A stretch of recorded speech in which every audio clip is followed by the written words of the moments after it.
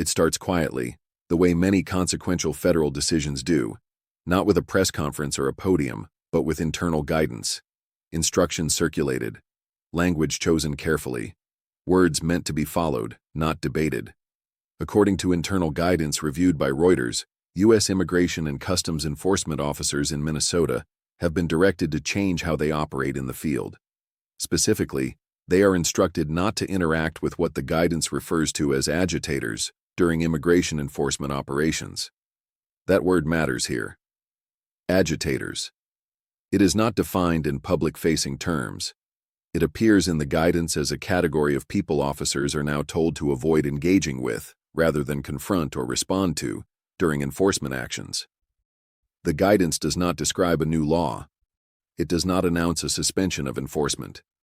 It is operational direction, meant to guide conduct on the ground. And it marks a shift. At the same time these instructions were issued, officers were also directed to focus their enforcement efforts more narrowly. The new guidance tells officers to prioritize immigrants who have criminal charges or criminal convictions. This is described as a move away from broader enforcement tactics that had previously been used. The emphasis, according to the guidance, is no longer wide-ranging operations, but targeted ones. That distinction is important. It is not rhetorical, it is procedural. The guidance comes at a specific moment. It follows 2 fatal shootings involving federal immigration officers in the region. Those shootings are referenced as part of the broader context in which this guidance was issued. After those incidents, President Donald Trump said he wanted to de-escalate tensions in the region. That word, de-escalate, is part of the public explanation for why this change in approach is happening now. This is what the guidance says. The new operational direction is not presented as a political statement. It is presented as a response to conditions on the ground, conditions that, according to the administration, require a different posture from federal officers. The instruction not to interact with agitators suggests an effort to reduce confrontation, not to expand it, not to respond in kind. Officers are told, in effect, to keep their focus on their assigned targets and to avoid engagement with individuals who might provoke or disrupt enforcement operations. Again, the guidance does not publicly define who qualifies as an agitator. It does not outline criteria. It simply instructs officers to avoid interaction. That absence of detail is part of what makes this notable. It relies on officer judgment, and it signals a preference for disengagement over escalation. This change does not exist in isolation. It comes alongside a shift in leadership and operational tone within federal immigration enforcement in the region. Border Patrol Commander-at-Large Gregory Bovino is a central figure in this context. He previously led highly confrontational immigration sweeps in multiple cities, including Minneapolis. Those sweeps were widely known for their aggressive posture. They involved a visible federal presence. They involved tactics that drew significant public attention. According to the reporting, Gregory Bovino has been demoted. He is also expected to retire. The guidance and the leadership change are linked in timing, and they reflect an adjustment in how immigration enforcement is being carried out in Minnesota. The demotion is not described as disciplinary in the guidance itself. It is reported as part of a broader shift as ICE moves under new operational leadership. That phrase matters too. New operational leadership. It signals continuity of mission, but change in execution. The internal guidance reviewed by Reuters does not suggest that enforcement is stopping. It does not suggest a rollback of authority. It suggests recalibration. Focus on specific targets. Avoid unnecessary engagement. Reduce confrontation where possible. These instructions arrive in a state where tensions had already been high. The fatal shootings involving federal immigration officers underscore that reality. In that environment, the choice to instruct officers not to engage with agitators reflects a desire to limit flashpoints, to narrow the scope of interaction, to keep operations contained. This is how it is written. The guidance also reflects a broader effort to define priorities. By instructing officers to focus on immigrants with criminal charges or convictions, the agency is clarifying who enforcement actions are meant to target. That clarification represents a shift from previous approaches that were broader in scope. Those earlier tactics involved wider sweeps and less narrowly defined priorities. The change does not erase what came before, but it does mark a departure from it. This is not presented as a temporary measure. It is operational guidance meant to shape day-to-day enforcement behavior. The emphasis on de-escalation, as articulated by the President, frames the guidance publicly. But the document itself is practical in tone. It is about what officers should do and what they should avoid doing. No slogans, no messaging language, just direction. In Minnesota, ICE officers are now operating under instructions that prioritize focus and restraint. They are told where to direct their attention and where not to. That combination, narrowed targeting and reduced engagement, defines this moment. It is a response to violence. It is a response to leadership change. And it is a response to public and operational pressure. All of that is contained within a few key directives. Avoid agitators. Focus on criminal cases. Shift the tone. This is the guidance they are working from. And that is where this begins, with the words on the page, and the expectation that those words will change what happens next. The guidance does more than adjust behavior in the field. It reflects a structural change inside federal immigration enforcement in the region. And that change becomes clearer when you look at who is no longer setting the tone. Gregory Bovino, the Border Patrol commander at large, had been a visible presence in immigration enforcement operations across several cities. Minneapolis was among them. His approach was described as highly confrontational. These operations were not quiet. They were not subtle. They involved tactics that drew attention and, at times, resistance. According to the reporting reviewed by Reuters, Bovino has been demoted. He is also expected to retire. That fact is presented without embellishment. No official statement explaining why. No extended justification offered publicly. But the timing matters. The demotion comes as ICE shifts its approach under new operational leadership. That phrase is key. Shifts its approach. This is not framed as an isolated personnel change.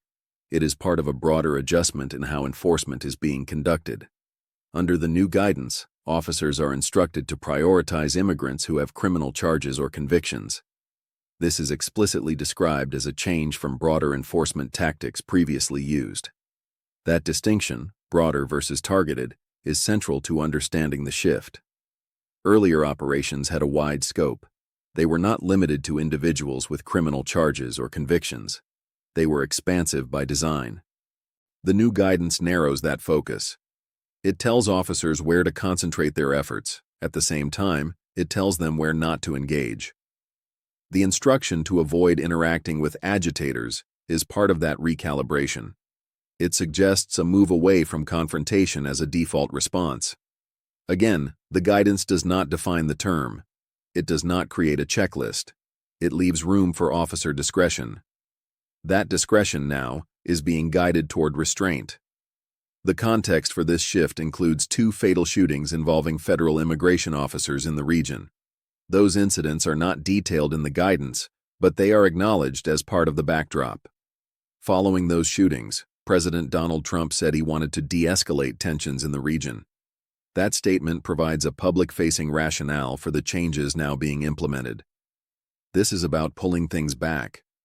The word de-escalate is doing a lot of work here. It implies that tensions had risen, that interactions had become volatile. The guidance responds by instructing officers to reduce points of friction during operations, not by withdrawing, but by narrowing engagement. Officers are still conducting enforcement actions. They are still carrying out their duties. But they are now told to avoid engaging with individuals who may provoke or disrupt those actions. This is a notable change in tone, not a change in authority, but a change in posture. The guidance also reflects an effort to align enforcement actions with stated priorities. By focusing on immigrants with criminal charges or convictions, ICE is clarifying its operational targets. That clarification is meant to shape how officers plan and execute their work. It is also meant to reduce the scope of encounters that could escalate. The leadership change reinforces this shift. Gregory Bovino's previous role placed him at the center of highly visible enforcement efforts. Those efforts were known for their confrontational style. His demotion and expected retirement coincide with the issuance of new guidance that emphasizes restraint and focus. The reporting does not state that Bovino opposed the new approach. It does not state that he was removed because of it. It simply notes the change and the timing. What is clear is that ICE is now operating under different operational leadership in the region, and that leadership is implementing different priorities. This is not presented as a repudiation of past actions. It is presented as an adjustment. The guidance does not criticize previous tactics. It does not label them mistakes. It simply moves forward with new instructions. That forward movement is deliberate, it is documented, and it is now guiding officers in Minnesota. The instruction to avoid agitators is particularly telling. It suggests that encounters with certain individuals had become a recurring issue during operations. By instructing officers not to engage, the agency is attempting to limit those encounters altogether. That does not eliminate protest. It does not eliminate opposition. It changes how officers are told to respond to it. The focus remains on enforcement objectives, on identified targets, on completing operations without unnecessary confrontation. This is about staying on task. The guidance also reflects an awareness of public scrutiny. Highly confrontational operations draw attention. They draw cameras. They draw response. By narrowing the scope and tone of operations, ICE appears to be seeking a lower-profile approach. Again, this is not stated explicitly. It is inferred from the instructions themselves. Avoid engagement. Focus on specific cases. Reduce points of conflict. The fatal shootings underscore the stakes involved. They serve as a reminder that these operations occur in environments where tensions can turn deadly. In that context, de-escalation becomes not just a rhetorical goal, but an operational necessity. The guidance is a tool for that purpose. It is meant to shape behavior, to influence decision-making in real time. The leadership change supports that effort. New leadership brings new priorities, and those priorities are now being codified in internal guidance.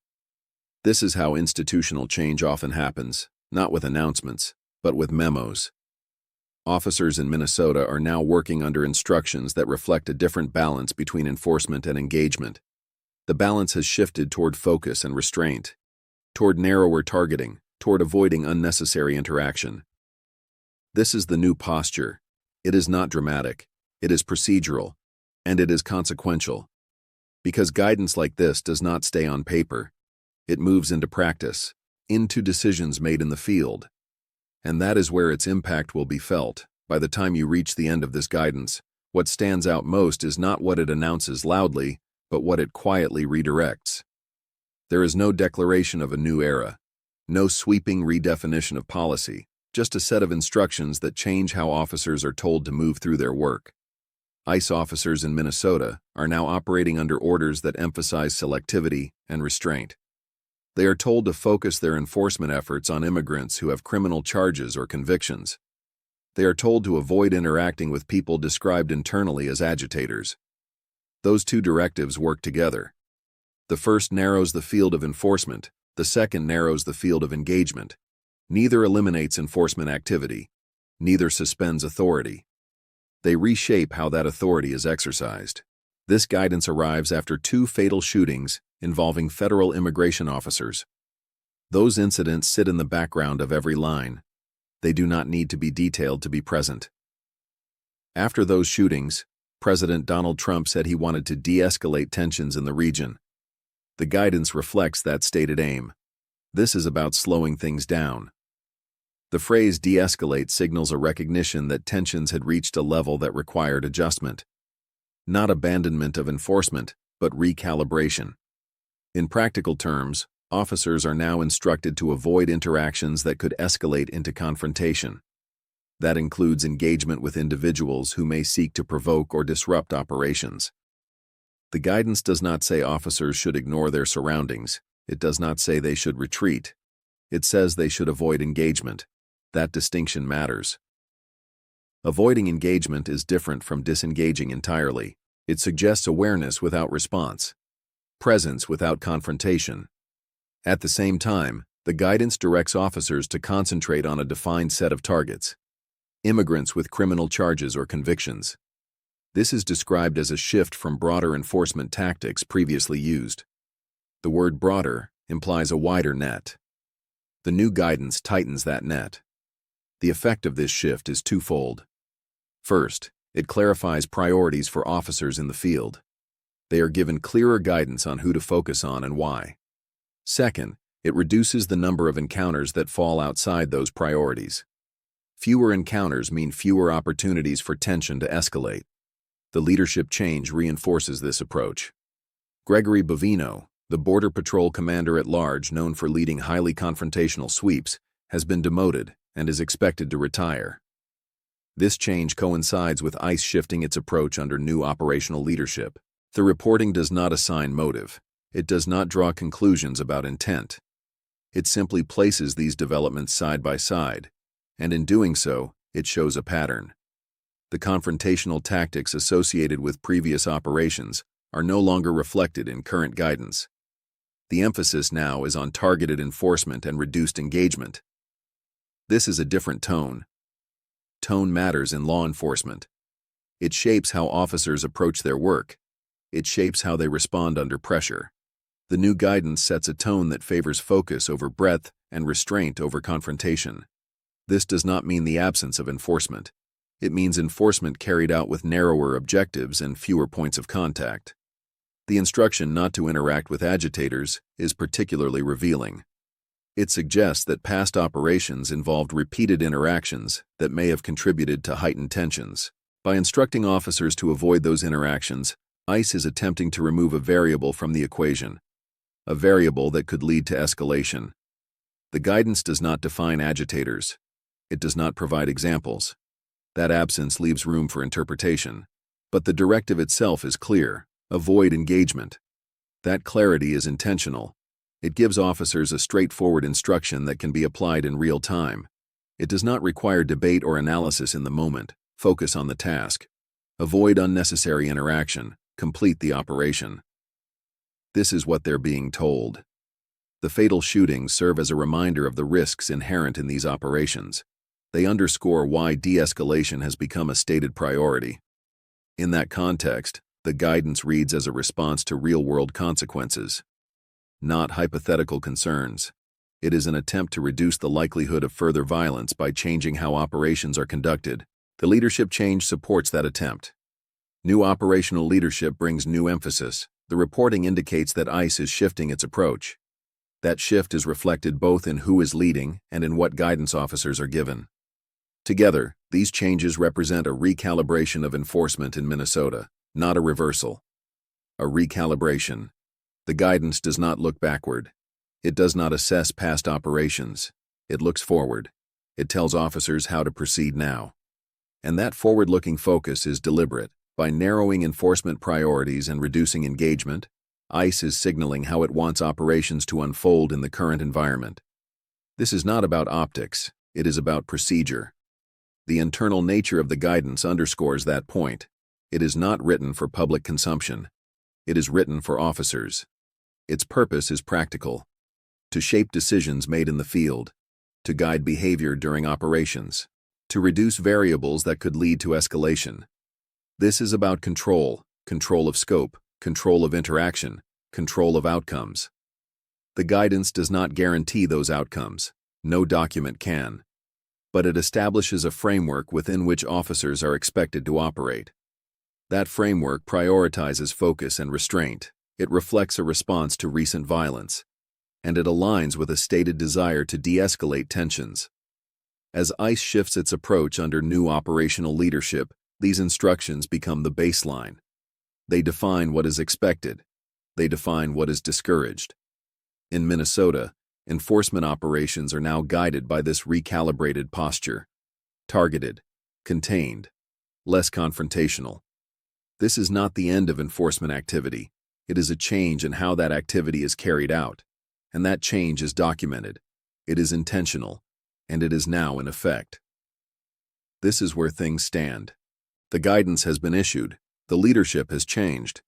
The priorities have been clarified.